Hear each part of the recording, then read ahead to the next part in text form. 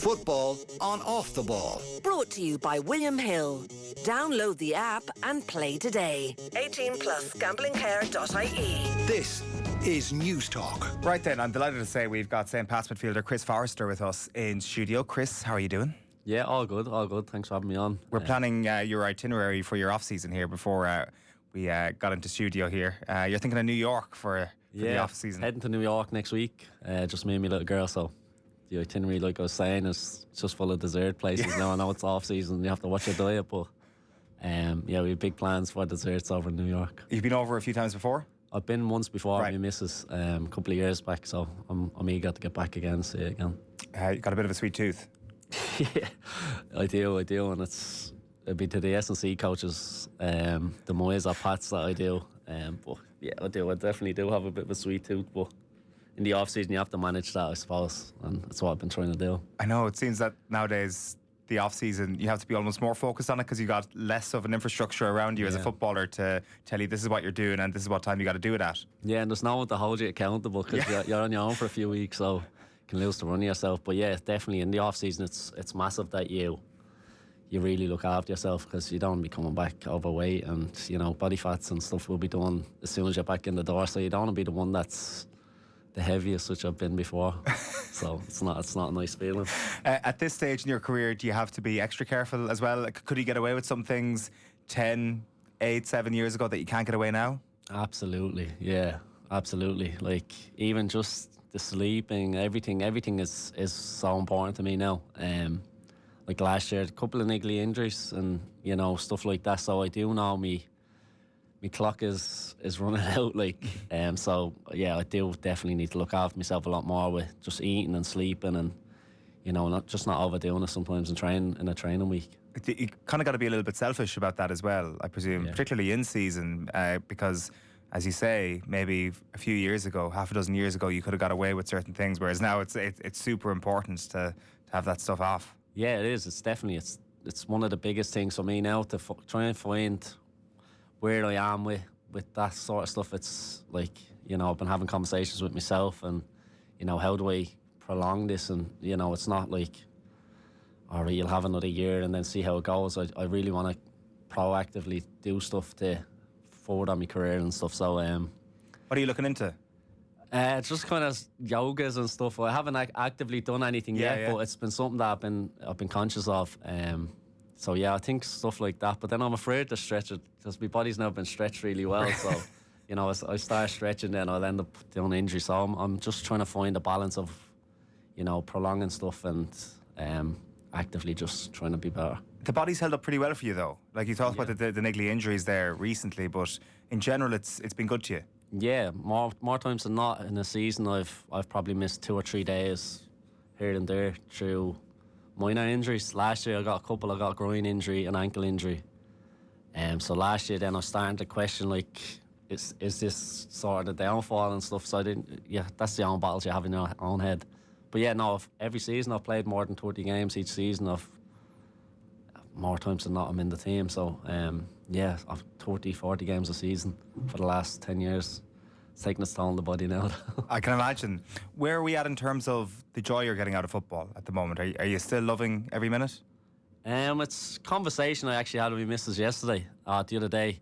It's like when you're a kid, all you want to do is just play football, and it's the greatest joy in the world. And then I sometimes get caught up in thinking it's a job.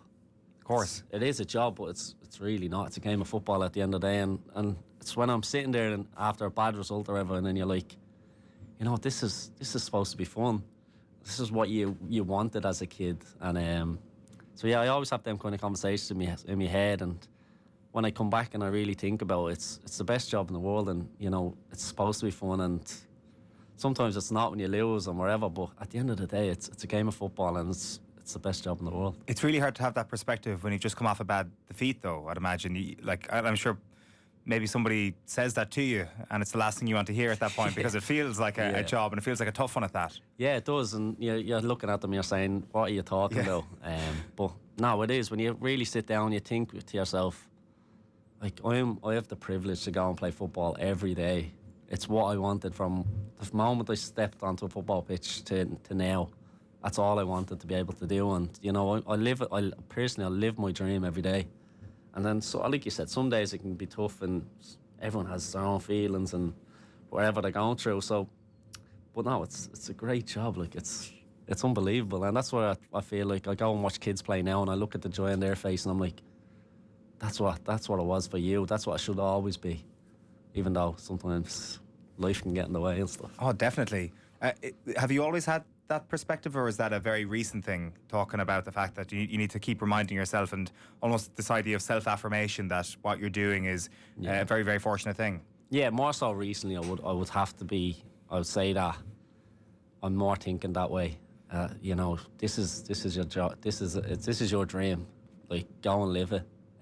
But whereas when I was a bit younger, nobody could tell me, and I just loved playing the game. It was the greatest joy in my life. And then, you know, when you come off the back of a bad season or a bad game, it's hard to realise that. But I've definitely lately I've been doing a lot of that, thinking to myself that, you know, you really need to enjoy it, because at the end of the day, it's like I said, the time is coming where I'll have to step off the pitch for the last time. So it's just trying to get the most out of it and get the best feeling from it.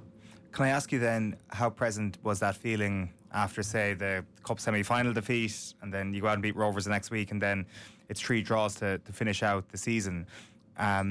I presume at that point it's not the easiest thing in the world to be telling yourself this is the best gig in the world. Yeah, absolutely. Yeah, it's then, like you said, that cup game against Cork, and you know, they were a bad few weeks, but we still had a good fight in us, and the team was still trying to achieve what we wanted to achieve. But like you said, it's when you're just sitting there thinking missed opportunities, and you know, should we really be in this situation, this stage of the season, and you start to then doubt yourself. But you know, collectively we all knew what we wanted to achieve. It just didn't materialise, and yeah, it was tough. It was a tough end to the season, to be fair. And in massive contrast, I'd imagine, to how the dressing room was 12 months ago, that there was like this real excitement ahead of 2025. The season can't come soon enough.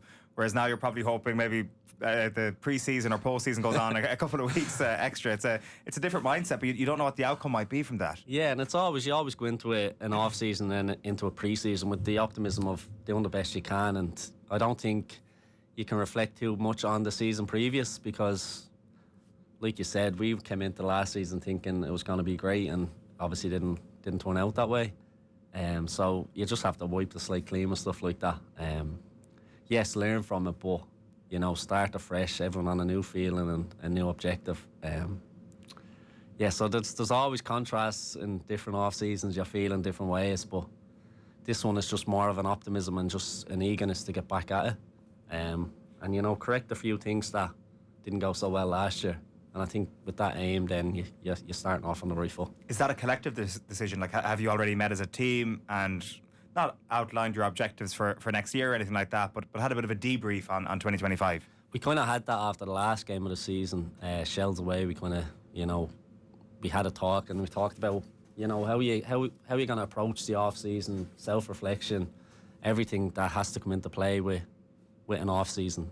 But we've not met yet to have an objective meeting on what we want to do next season. I think all the work's been done now to kind of sign people and wherever people need to move on. So I think that's all the work that'll need to be done. But we'll be back in 3 or 4 weeks, I think it is now. So that'll be all. It's short, isn't it? Yeah, it is short. I remember when I first started, you used to get the whole Christmas off. Yeah. I think you finished early November, and you didn't see the lads until 7th of January. I used to love that. But like I said, that's when the dangers come in at the off season. You can start losing the plot over Christmas, and you know, there's plenty of nights out that you can go on Christmas. There's always somebody in the pub. So yeah, so it's like that. But back in early now, it's kind of like early prevention, injury stuff, and that will all be done over the next few weeks. So yeah, I think where the league's at and where the whole game is going to develop, it's beneficial to be back in that early. Although when you're waking up on the middle of December and it's lashing, it's sleety out, and you don't really want to go in, but it is necessary. The last thing you want to be doing, because I did wonder, there's a lot of talk at the moment about Rovers, and if they get out of this league phase in Europe again for the second consecutive year, it'll be 2 consecutive years without pre-season for them. Yeah. But I wonder, actually, is that almost the way to go? Keep going season to season, and individually you might be able to take a couple of weeks off here and there and collectively then as a result you might actually well, be I don't. benefit. To be fair, like if it was my perspective, I wouldn't mind it if I'm winning doubles and getting to play at all these nice stadiums in Europe. So I think I could do it for 2 years straight if that was the case. But like you said, if your season's finished, you do need the rest. I don't like me personally. Like I said, with the age and stuff, I need to be resting up now and then attacking what I need to attack during the off season. But yeah, if you could win a double and get Europa League, I wouldn't mind being in for a year, 2 years straight. It makes the winter tip along quite quickly, I'd imagine. Yeah. Mason Melia was sitting in that seat where you were last Friday chatting to Mick before he goes off into his Premier League experience. Just first of all, on Melia, how excited are you for him? I know maybe your experience in the UK had lots of highs, to be fair, some downs as well, obviously. Knowing what it's like over there, how tough it can be, do you still manage to find this envy of his age and the experience that he's about to go off on? Yeah, and I do. I do often find myself getting a bit jealous of him, but not in a bad way. Just jealous of what's to come for him, and there's also an excitement there for him. And I'd imagine his life would be a lot easier in Tottenham than it was for me in Peterborough. It's a different level altogether. It's a massive level, Premier League level. So really good for him. Yeah, I think he'll do excellent over there. I really do, and I'm sure if you've met him, did you meet him that time? I wasn't in last week myself, but you'll see he's a great fella. And he's real mature, and he carries himself really well. And he's carried the team a bit this season as well. So, I think that will all stand to him, and I think he'll be really successful. Because the ability that he has is beyond question. Everybody can see that. But you would kind of know him as a person, which seems to be as important nowadays, going in at Premier League level. Yeah, absolutely. As a person, he's a top lad. He's good family around him. His mum and dad's always at the game supporting him, and that kind of, you can see that in him. He's a good lad. I think that stems from them. And then in terms of his ability and stuff, he'll develop massively over the next few years. He's still only a boy. So yeah, it's really exciting for him. And like you said, I am a bit jealous of him. What an opportunity. We were chatting to Liam George on the show last week about the experience of young lads going over to England, and things were obviously a little bit different in his era. Granted, he was born in the UK, but he'd see Irish lads come over to the UK pre-Brexit, and the sense of community was a real thing in certain instances, where it might have been a case where a lot of Irish lads would go to the pub or they go down to the local, which obviously is not the healthiest way to go forward as a professional young footballer. But he feels that maybe nowadays, or since then, things have changed a little bit, that there's a little bit more isolation going on with young footballers who go over because things are so looked after. Your regime is so concrete. And also you got a little bit more money where you're not like sharing digs with teammates and stuff like that. That's one of the things that we don't appreciate as people who aren't going on these journeys ourselves. We just see the footballer on the pitch. It feels like how you're being looked after, and that sort of sense of community that you have as an individual is super important to how you play on the field. Yeah, massively. Like when I went to Peterborough, there was a little bit of an Irish connection there. I had lads, and the dressing room was a young dressing room at that time in Peterborough. So everyone was on the same kind of topics and same kind of like activities. And then there was a contrast to when I went to Aberdeen. It was more of a mature dressing room, and the lads all had their own families and they had their life outside. So I felt a bit isolated in that sense, because there wasn't too many people doing things other than just coming in, training, and then going home to their home life. Whereas at Peterborough was different. There was a good solid group of younger lads that would all be doing the same kind of stuff, like whether stuff going for food and stuff like that. Whereas Aberdeen, they couldn't do that because they had to go home and look after their own families. So yeah, I think it's massive to like find the right group, and then actively go and get involved in things. I probably didn't do enough of that in Aberdeen. What is there to do in Aberdeen? Nothing, to be fair, and I don't want to badmouth it because I'll probably get a bit of stick on Twitter, but it's a great city and it's fairly cold. But I think in that aspect, Mason will need to then integrate himself into the group well, and find what everyone else is doing, and then find your own interests, and we all go along with that. Because there's a life off the football pitch that is just important, to integrate yourself into. I can't claim to be an expert on the geography of Peterborough or Aberdeen, but I get the sense that maybe in Aberdeen, the football club consumes the city to a degree. Like, it's such a huge club, and the history that they have, particularly in Europe. Whereas maybe you could be a little bit more of a stranger as a Peterborough player. Yeah, so it definitely wasn't as big in terms of walking around the city. Walking around the city of Aberdeen, everybody was on a comment about the team and he knew who you were. But in Peterborough, you could kind of get away with it a bit. So I do think in terms of that, the aspect of different sizes of clubs and the fans and, you know, the pressure that the fans had at Aberdeen was massive. Like, I think they've won Champions League twice, I think, so I think they still thought they were a Champions League team. Yeah. Well, that's how I used to feel anyway when I was getting a bit of stick. But yeah, no, it's like for Mason as well, and I'll keep going back to Mason, but he's going to Tottenham. It's such a massive club, and you know the pressure will be there for him. I think he will do well because of his character and how he's kind of been brought up. Yeah, there's a bit of anonymity maybe around London as well at the start for him. Hopefully there won't be anonymity for him after a while. Hopefully he becomes a household name over there. Yeah, absolutely. I really do wish that for him. And yeah, like that, there is plenty of trappings and stuff you can fall into when you become a professional footballer, and like you said, in this big city of London, and you can use to run yourself a little bit. I presume that was a big thing in your era. I get the sense now, even it's not even that long. It's only 10 years or whatever of a difference. It feels that there's just a hyper awareness of the pitfalls. There are just so many stories of footballers who have fallen for whatever the pursuits might have been. Yeah. Whereas now a lot of the players are mollycoddled and looked after a little bit more. Yeah, it's probably more managed now, and I think that's down to the money and all that's involved and the support services that are around clubs now.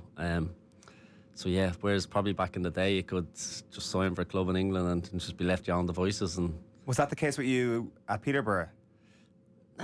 Not really, no. It was those people there that would look after you. The manager at the time was Grant McCann and stuff. He was good to me. Like, he understood me. He's from Belfast, so I think he kind of had a feeling of what I'd be going through, and he kind of helped me.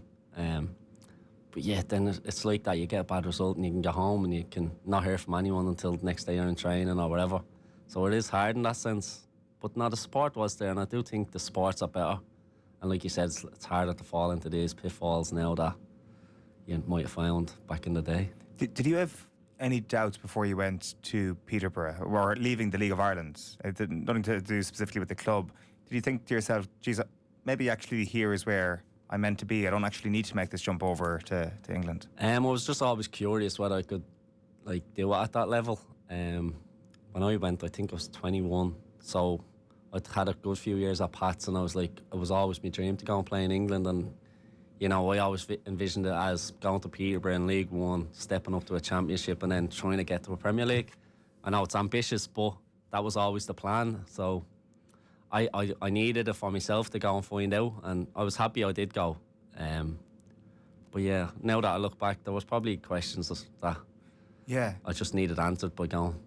But there were 100% moments at Peterborough where you definitely showed that you could take the step up. Like, I mean, some of the FA Cup moments in particular are kind of the things that I'm thinking of. Like, are they kind of things that we just remember because, I don't know, you get analysed on Match of the Day in a very positive light? Or for you, are these kind of 90-minute occasions that actually give you a kick of confidence that lasts for months?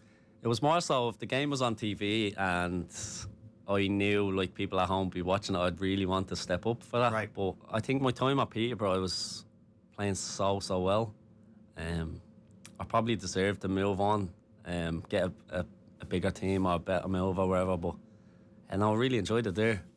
I was playing really well every week, but no, I just really enjoyed it. The idea of people watching at home is that a sense of what I'm actually doing matters to the people that I know, and there's kind of almost a sense of being out of sight, out of mind when you're playing League One and you're not on TV every single weekend. Yeah, I was wanted to show off, to be fair, so then I'd get tagged in a few tweets or get a few messages from people back home. And but yeah, no, it was a time, I really enjoyed my time at Peterborough. Yeah. And to be fair, we had like 6 managers or something by the time I had left. I was only there for 2.5 years. So I was a bit mad, but I enjoyed the club and I enjoyed the place. Somehow you never played for Darren Ferguson? No, never. He just left before I came, and then he came just after I left. So yeah. And he's just done his 4th stint or something like that at the club? I think he's recently been sacked. He's recently been sacked, that's right. So he'd probably come back again. How you managed to avoid him is absolutely incredible. Yeah, so he was a good manager as well from the lads that used to speak about him. So, but it was a bit of a mad club, to be honest. How do you mean?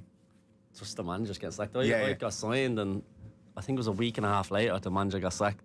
So I was like, where does this leave me? Like, new manager came in, done well, so it was just Everyone was on the chopping block there, I think. Doesn't matter what was going on. Are you laughing about that at the time, or are you thinking No, you're terrified at the time, because then he could like get along with a manager, and then all of a sudden he's got axed, and then you're like, who's the new guy coming in? Yeah. He had Steve Evans come in, and he wasn't really on me then, which resulted in me leaving. So I was like, the guy that was there before him really liked me, so it was a bit of a volatile time, yeah. It just makes you think, like, how do you actually manage to make your step up the ladder from League One or Championship, given how volatile both of those divisions tend to be? Yeah, it is very volatile. I think Peterborough got promoted a couple of years after I left, and they came straight back down, I think. But it is a hard league, and it's very hard to get out of. But I always felt like I was destined to go like Championship level or something like that, and just never materialised. Well, Scottish Premiership is a similar standard, you'd have to say.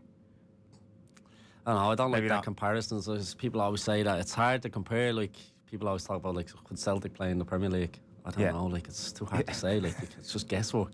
But yeah, I would say probably top League One teams would be on par, but probably like Scottish League teams. Fair enough. Yeah. When it comes to your time at Peterborough, there's a few games that stand out. There's an Aston Villa 3-1. There's the West Brom game that you get analysed in on Match of the Day. And there's a Chelsea game. Yeah. Are they three of the standout moments for you? At Peterborough, yeah, I would say so. The Chelsea one was a massive occasion. I was captain. Before the game, and you go meet the referee, you go with the other captain, the other team, and you just speak about proceedings and what the referee wants from the game. But I'm not sure, I can't remember who was in. I think it was John Terry was in with me. Right. How can I forget that? It's John Terry, like. Me, John Terry, and then the referee, two managers, and I'm just like, what am I doing in this room? Like, it's crazy, and I'm just trying to act all hard and not be a man, but I was like a little boy. I was starstruck, like.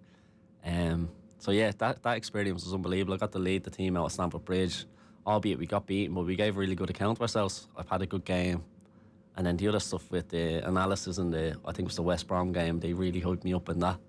So that was all just nice feelings, yeah, and that's probably the highlights of my time at Peterborough. Yeah. Are you sitting down to watch Match of the Day, knowing that your tip is coming?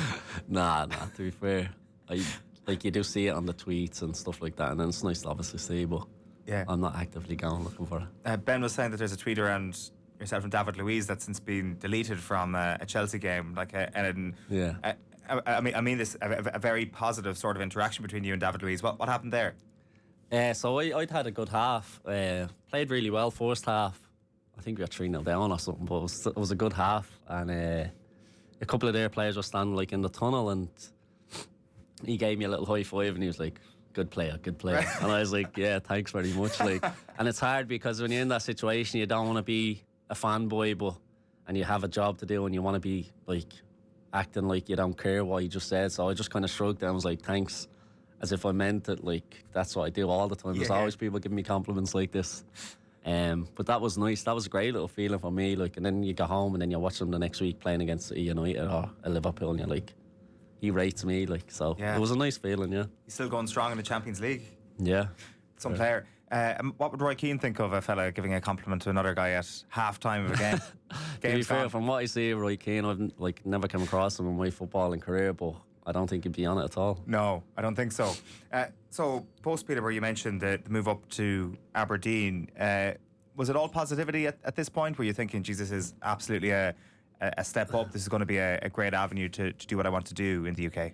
Yeah, and I was really excited. I was really, really excited to go there. I won't lie, I had the aspirations of Aberdeen being a stepping stone for me to move to a Celtic. Yeah. So I was like, do well here, and then hopefully get moved to Celtic. And to be fair, it just never really turned into that. It was hard to get going. I had a bad pre-season. I never really got going. Came on the first game against Rangers, didn't really play well. I think we got an injury in the 20th minute I come on. I wasn't fit. So I had a bad game. So once you kind of start off on a bad setting, it's like, it's hard to then get it back. Never really got it back. In and out a couple of times of the team. I felt like the manager didn't want me. Now that was probably just down to me not being at it. So yeah, never really got going, and then I was there for like 6 months, and he called me in the office one day and said you could leave, like, so I ended up leaving, but never really materialised into what I thought it could be, from what I thought was going to be a really exciting time, a really good time in my career never really happened. And when he says you can leave, is it like we're terminating the contract? Do we have an offer in, or what's the? No, so they'd allowed me just to come home. They knew I wanted to go home, and I knew I could always come back to Pats.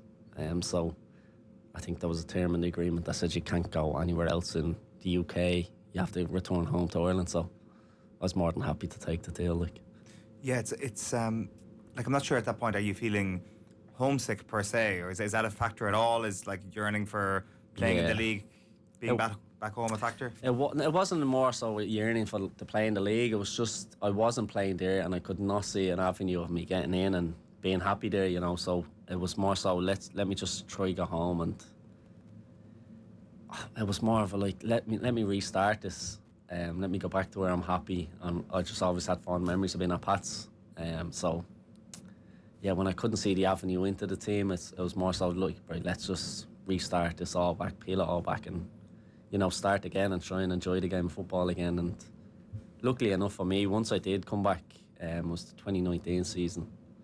Wasn't the best season, but I was happy being back. I could see the people that I love anytime I wanted, whereas I wasn't isolated in a cold, dark, grey Aberdeen, which was very grey. I presume, like earlier in this interview, you talk about doing the best job in the world, having the fortune to do the best job in the world. I presume that perspective wasn't there in Aberdeen? No, it was the worst job ever. Right. I was like, how did I end up here? But no, there was still moments in that, like, I was living in a different country, me and my girlfriend, and like there was still beauty in it. It was just hard to see any positivity or, like I said, any avenue into the team and any sort of progression in myself. So, yeah. That wasn't the best job in the world at that stage. No. But when you come back and I'm here now, I can still find some little beauties in my time there. I got a big move to Aberdeen. They bought me.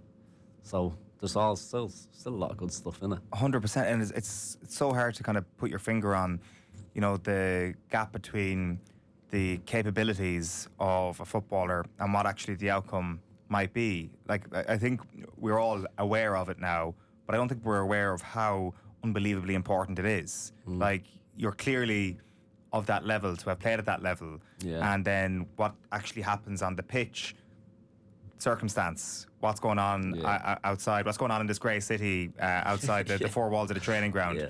Like, what do we say? But that's like 60-70% of it. Like, I mean, the ability is only a certain amount. And it's like you said, nobody factors that stuff in. Yeah, like especially the fans of the team that you play for. Yeah, and that's fair enough. They just want to see 90 minutes of you being the best you can be and, performing for the team, because at the end of the day, that's what they're paying in to see and that's what the club pay you for.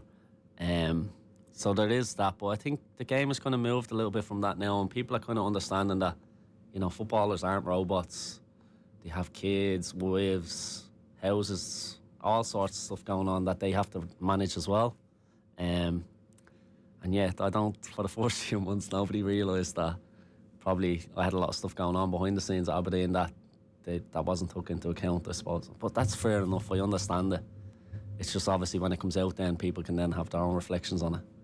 As in Aberdeen fans? Yeah, Aberdeen fans. Just they were very. To be fair, like I was getting, I fairly get a bit of abuse off them. I'd still get tagged and stuff on Twitter, which I find funny now, but was hurtful to me at the time. Like, there'd be a poll or whatever, the worst Aberdeen players of all time, and I'm always in there, and someone will like tag me in it, and I just don't get it. It's just pointless. What's the point in tagging me in it? Nobody's gaining out from that. But yeah, I still often get tagged and stuff like that, which I find funny now. But at the time when I first came home, I was like, Jesus, this is a bit harsh. Like, especially because I'm out the gap. Yeah, I'm gone. It's like, just let me go. Just you don't need to abuse me anymore. So it's just stuff like that, and people, like, I think, realise now that footballers aren't robots, and they have their own lives and their own problems. And has there been a kind of a U-turn from the terminally online Aberdeen fans at all? Like, have they had a conversation, about like, Jesus, we needed to kind of lay off this fella for a little bit? I know, you'd go on it and then you'd see some people commenting about like whatever's happened, or like, it's obviously I lost my sister at that time, so people would say that in the comments back, and then you say, oh shit, didn't realise that, and then maybe they'll be a bit lighter with the abuse. But I think then when people kind of realise that stuff had kind of happened, maybe kind of ease off on it, and realised that it was best for me to go home. Were the club and your teammates, they were all super aware of what was going on in your personal life at that time? Yeah, to be fair, they were. The club are really good. They allowed me to go home and didn't force me back during that period. And then when they realised that, right, I'm not getting to any, there's no resolution here. The best thing for him was let him go home. And then I don't know whose decision was, from the top down, the manager then allowed me to leave. So they were kind to me in that sense, and you know, I'm thankful for that. So I presume it's a case where you go home very quickly for a funeral. You have to go back, do your job, to go Roy Keane again for a little while you properly haven't properly grieved or anything like that. To be fair, I think I went back a week later, which is weird because the manager was so eager to get me back. He was asking me back, but he wasn't forcing me back.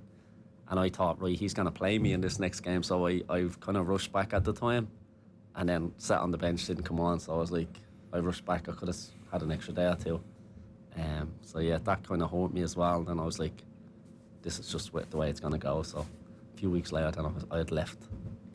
So that sort of experience can have like a fairly damaging impact on somebody. It feels like it's something like, even little bits like the social media thing that you're laughing about now.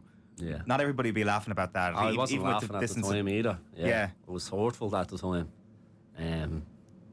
And you just feel bad about yourself then. And it's just unnecessary at the end of the day. It's not helping anybody. Maybe it's making the guy behind the screen feel a little bit better, but at what cost? It's, you know, I have to carry that little bit of abuse now for the rest of the day and carry it into my social interactions. And, you know, I just think that people need to just realise what they're doing and, you know, just take a second to think about what you're doing.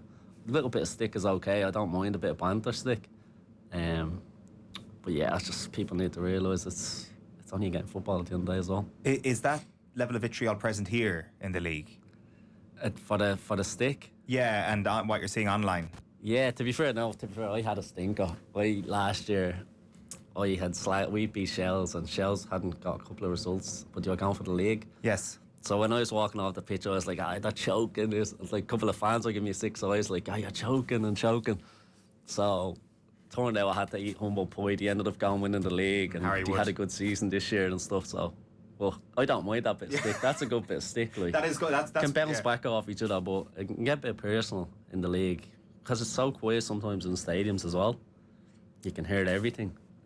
Sometimes it's coming from your own fans, which makes it even a bit weirder, but there's not much ill-mannered stick, but sometimes people take it a bit overboard. Yeah, and also I'd imagine there's just the scale of the UK as well, and the size of the fan bases. There's always going to be a few bad eggs, and there's bad eggs everywhere. Yeah. There is. Yeah. Maybe there's a slight societal difference there as well. Like, I'm not saying you don't hear abuse in the League of Ireland ground, but I think if you're comparing it, I mean, some of the grounds in England in particular are, some of the stuff that you hear is on a level above what you would hear here, for example.